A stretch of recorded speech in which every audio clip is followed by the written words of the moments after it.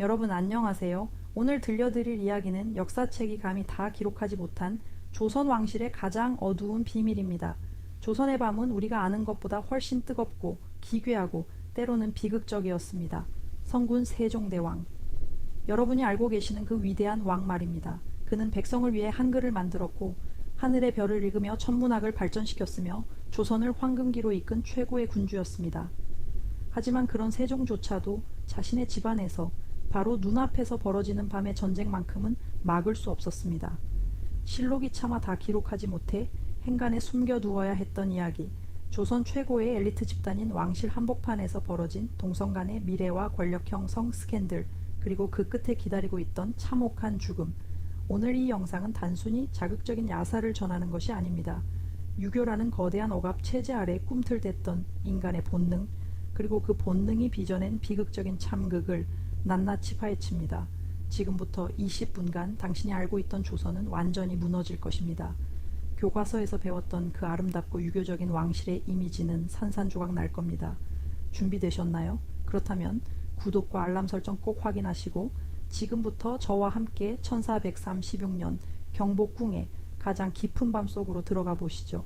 1436년 조선, 세종대왕의 치세 18년째 되던 해입니다. 당시 조선은 문화와 과학이 꽃피우던 황금기였습니다.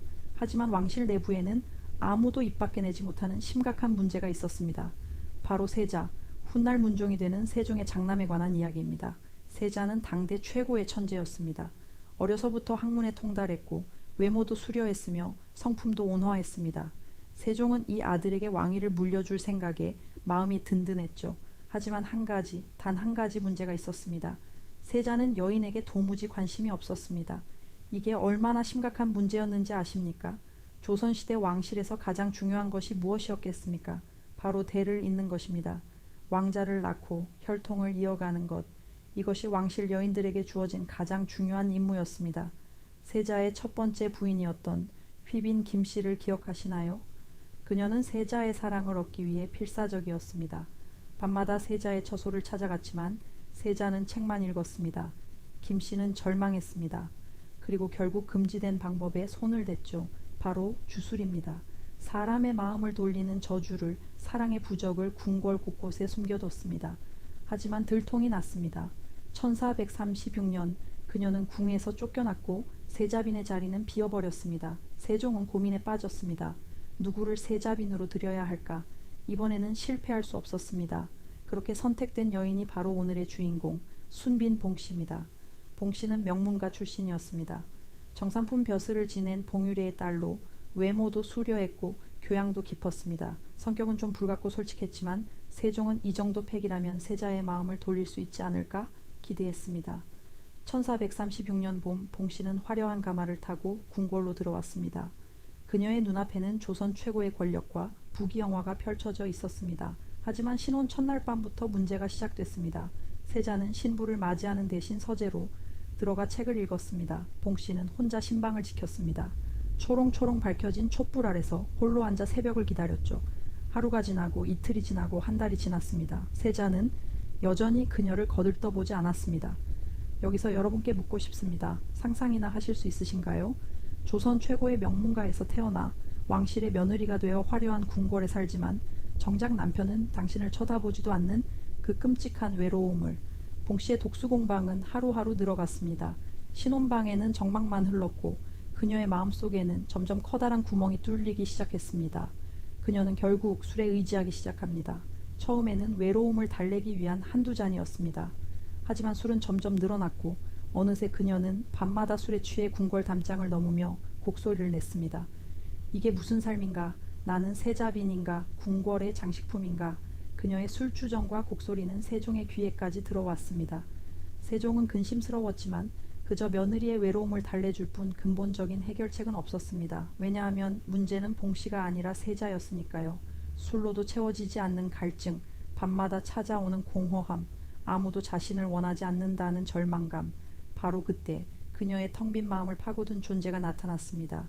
그녀의 수발을 들던 나인 소쌍이었습니다. 소쌍은 영리한 여인이었습니다. 그녀는 세자빈의 외로움을 누구보다 잘 알았습니다. 세자빈이 밤마다 술잔을 기울이며 흘리는 눈물을 창밖을 바라보며 내쉬는 한숨을 모두 지켜봤습니다. 처음엔 단순한 위로였을 겁니다. 마마 괜찮으십니다. 세자 저하께서도 언젠가는 마마의 진심을 알아주실 것입니다. 하지만 위로는 점점 깊어졌습니다. 소쌍은 봉씨의 곁에 더 오래 머물렀고 봉씨는 소쌍의 온기에 의지하기 시작했습니다. 어느 날 밤이었습니다. 세자는 또 서재에 들어박혀 나오지 않았고 봉씨는 술에 취해 있었습니다. 소쌍이 그녀를 부축해 침상에 눕혔을 때 봉씨는 소쌍의 손을 잡았습니다. 가지 마라. 너마저 나를 두고 가면 나는 어떡하느냐. 그 밤 선을 넘는 일이 벌어졌습니다. 실록은 이 장면을 이렇게 기록하고 있습니다. 주의하세요. 이건 단순한 소문이 아니라 왕의 공식 기록인 조선왕조실록에 적힌 내용입니다. 빈이 소쌍을 억지로 옷을 벗기고 곁에 눕게 하여 마치 남녀가 교합하는 듯한 형상을 하였다. 실록 편찬자들도 이 대목을 쓰면서 얼마나 고민했을까요? 차마 더 자세히 쓸 수도 없고 그렇다고 빼버릴 수도 없는 충격적인 사건이었으니까요. 이날 이후 봉씨와 소쌍의 관계는 완전히 달라졌습니다. 봉씨는 소쌍에게 집착하기 시작했습니다. 소쌍이 잠시라도 자리를 비우면 불같이 화를 냈습니다. 다른 궁녀들이 소쌍에게 말을 걸기만 해도 질투에 불탔습니다. 더 충격적인 것은 봉씨가 다른 궁녀들이 보는 앞에서도 소쌍과 애정 행각을 벌였다는 점입니다. 공공연하게 소쌍을 껴안고 입을 맞추고 함께 잠자리에 들었습니다. 이것은 당시 조선 사회를 지탱하던 유교적 질서에 대한 정면 도전이었습니다. 남녀 간의 육체적 관계도 철저히 통제되던 시대에 여인들끼리의 관계라니요. 궁궐 안 사람들은 모두 알았습니다. 하지만 아무도 입 밖에 내지 못했습니다. 세자빈이 궁녀와 사랑에 빠졌다는 사실을 왕에게 고하는 것은 목숨을 거는 일이었으니까요. 하지만 소문은 점점 커졌습니다. 궁녀들 사이에서, 내관들 사이에서, 마침내 대신들의 귀에까지 흘러들어갔습니다. 이제 더 이상 숨길 수 없는 지경에 이르렀습니다. 그런데 여기서 잠깐. 과연 순빈봉 씨만 이렇게 유별났던 걸까요? 실은 아닙니다. 조선 궁궐에는 우리가 몰랐던, 아니 역사책이 감춰왔던 또 다른 비밀이 있었습니다. 바로 식양이라는 문화입니다. 식양. 한자로 쓰면 식양, 즉 양기를 먹는다는 뜻입니다. 무슨 의미일까요? 조선 궁궐에는 수천 명의 여인들이 살았습니다. 왕비, 후궁, 궁녀들까지 합치면 많게는 3천 명이 넘었다고 합니다. 하지만 그 많은 여인들 중에서 단 한 명의 남자, 즉 왕의 승은을 입을 수 있는 사람은 극소수였습니다. 대부분의 궁녀들은 평생 동안 단 한 번도 남자를 가까이 하지 못하고 늙어갔습니다. 10대에 궁에 들어와서 70대, 80대까지 궁에서 살다 죽는 궁녀들, 그들은 평생 처녀로 살아야 했습니다. 상상이 되십니까? 젊음과 욕망이 끓어오르는 20대, 30대를 철저히 고립된 공간에서 보내야 하는 삶을 궁녀들은 외로움을 견디다 못해 서로에게 의지하기 시작했습니다. 처음에는 단순한 우정이었겠죠. 하지만 점점 그 관계는 깊어졌고 어느새 육체적인 관계로까지 발전했습니다. 나이 많은 궁녀가 어린 궁녀를 돌보고 둘은 마치 부부처럼 생활했습니다. 함께 잠자리를 나누고 서로를 위로했습니다. 이것을 당시 사람들은 은밀하게 식양이라고 불렀습니다. 세종대왕도 이 사실을 알고 있었습니다. 영조, 정조 같은 왕들도 모두 알고 있었습니다. 하지만 왕들은 이를 묵인했습니다. 왜일까요? 첫째, 해결 방법이 없었습니다. 수천 명의 궁녀들에게 혼인을 허락할 수도 없었고 그렇다고 남자를 궁 안에 들일 수도 없었습니다. 둘째, 여인들끼리의 관계는 임신할 위험이 없었습니다. 조선시대 왕실에서 가장 중요한 것은 혈통의 순수성이었습니다. 궁녀가 임신한다는 것은 곧 왕실의 수치였죠. 그래서 왕들은 여인들끼리의 가벼운 장난이라고 여기며 눈 감아줬습니다. 세종도 처음 봉씨의 소문을 들었을 때 이렇게 생각했습니다. 며느리가 외로워서 궁녀와 가까이 지내는구나. 여자들끼리 친하게 지내는 거야. 나쁠 것 없지. 하지만 봉씨의 행각은 그런 수준이 아니었습니다. 그녀는 소쌍을 아예 남편처럼 대우했습니다. 소쌍에게 값비싼 옷과 장신구를 선물했고 소쌍만을 위한 별도의 처소를 마련했습니다. 더 심각한 것은 세자가 그녀의 처소에 들어오는 것조차 거부했다는 점입니다. 저는 이미 소쌍이 있습니다. 세자 저하는 다른 여인을 찾으십시오. 이 말을 들은 세자는 어떤 기분이었을까요? 자신의 부인이 궁녀를 더 사랑한다니, 왕실의 대를 이어야 할 세자빈이 아예 남성을 거부하고 여인에게 침잠해버린 것입니다. 이제 더 이상 묵인할 수 없는 지경에 이르렀습니다. 세종은 결단을 내려야 했습니다. 1436년 10월 드디어 세종이 움직였습니다. 세종은 소쌍을 직접 불러들였습니다. 왕이 직접 한낱 궁녀를 국문한다는 것, 이것만으로도 사태의 심각성을 알 수 있습니다. 네가 정말 빈과 그런 짓을 했느냐? 소상은 처음에는 부인했습니다. 하지만 세종의 매서운 추궁 앞에서 그리고 여러 궁녀들의 증언 앞에서 더 이상 버틸 수 없었습니다. 소상은 무릎을 꿇고 눈물을 흘리며 모든 사실을 자백했습니다. 마마의 외로움이 너무 깊었습니다. 소인이 마마를 위로하다가 그만. 세종은 큰 충격을 받았습니다. 자신의 며느리가 세자의 부인이 미래의 왕비가 될 사람이 궁녀와 배꼽을 맞대고 사랑을 나누었다니. 세종은 봉씨를 불렀습니다. 하지만 봉씨는 뉘우치지 않았습니다. 전하, 소첩이 무슨 잘못을 했습니까? 세자 저하께서는 소첩을 보지도 않으셨습니다. 소첩은 그저 외로움을 달랠 뿐이었습니다. 이 말에 세종은 할 말을 잃었습니다. 사실 봉씨의 말도 틀린 것은 아니었으니까요. 하지만 조선의 법도는 냉정했습니다. 세자빈이 궁녀와 부적절한 관계를 맺었다는 것, 이것만으로도 폐위 사유가 충분했습니다. 1436년 10월 26일 순빈 봉씨는 폐위되어 궁 밖으로 쫓겨났습니다. 실록은 여기까지만 기록하고 있습니다. 하지만 민간에 떠도는 야사는 더 끔찍한 이야기를 전합니다. 봉씨의 아버지 봉규래는 딸이 쫓겨났다는 소식을 듣고 경악했습니다.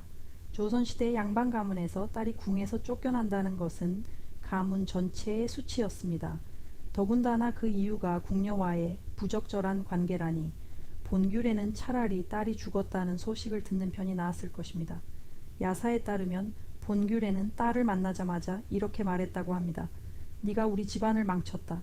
이제 네가 살아야 할 이유가 없다. 그리고 그는 자신의 손으로 딸의 목을 졸랐습니다. 명예살인이었습니다. 딸을 죽인 봉규래는 자신도 자결했다고 전해집니다. 가문의 명예를 지키기 위해 아버지는 딸을 죽이고 스스로도 목숨을 끊었던 것이죠. 이것이 진실인지는 확인할 수 없습니다. 하지만 실록이 봉씨의 이후 행적을 전혀 기록하지 않았다는 점, 그리고 당시 민간에 이런 소문이 널리 퍼졌다는 점을 고려하면 완전히 근거 없는 이야기라고 보기도 어렵습니다. 성군 세종의 치세 아래 벌어진 가장 잔인하고도 슬픈 밤의 기록이었습니다. 한 여인의 외로움이 사랑으로 변했고 그 사랑은 금기가 되었으며 금기는 결국 죽음으로 끝났습니다. 소상은 어떻게 되었을까요? 실록에는 그녀에 대한 처벌 기록이 없습니다. 아마도 궁 밖으로 내쫓겨졌거나 조용히 처형되었을 것입니다. 여러분은 이 이야기를 어떻게 들으셨나요? 순빈 봉씨는 그저 음탕한 여인이었을까요? 아니면 억압된 시대의 희생양이었을까요? 저는 이 이야기를 준비하면서 많은 생각을 했습니다. 만약 봉씨가 21세기에 살았다면 어땠을까? 만약 그녀가 자신의 감정을 자유롭게 표현할 수 있는 시대에 태어났다면 어쩌면 그녀는 평범하게 사랑하고 평범하게 행복했을지도 모릅니다. 하지만 그녀는 조선시대에 태어났고 왕실에 시집갔고 유교라는 거대한 틀 안에서 숨 쉬어야 했습니다. 이 사건 이후 조선 왕실은 궁녀들에 대한 감시를 극도로 강화합니다. 식양에 대한 처벌도 훨씬 엄격해졌습니다. 하지만 인간의 본능은 숨길수록 더 깊은 곳에서 썩어 문드러지기 마련입니다. 억압은 또 다른 비극을 낳았고 조선 왕실의 어두운 밤은 계속되었습니다. 다음 시간에는 이보다 더 잔인하고 화려한 광기의 끝을 보여드리겠습니다. 연산군이 전국의 미녀 2,000명을 불러 모아버렸던 흥청망청의 진실, 그리고 그 끝에 기다리고 있던 처참한 몰락의 이야기를 파헤쳐 보겠습니다. 영상이 흥미로우셨다면 구독과 좋아요 그리고 알람 설정 꼭 부탁드립니다. 여러분의 댓글 하나하나가 다음 영상을 만드는 큰 힘이 됩니다. 이 이야기에 대한 여러분의 생각은 어떠신가요? 댓글로 의견을 나눠주세요. 지금까지 조선 역사 전문가였습니다. 긴 영상 시청해 주셔서 진심으로 감사드립니다. 다음 편에서 뵙겠습니다.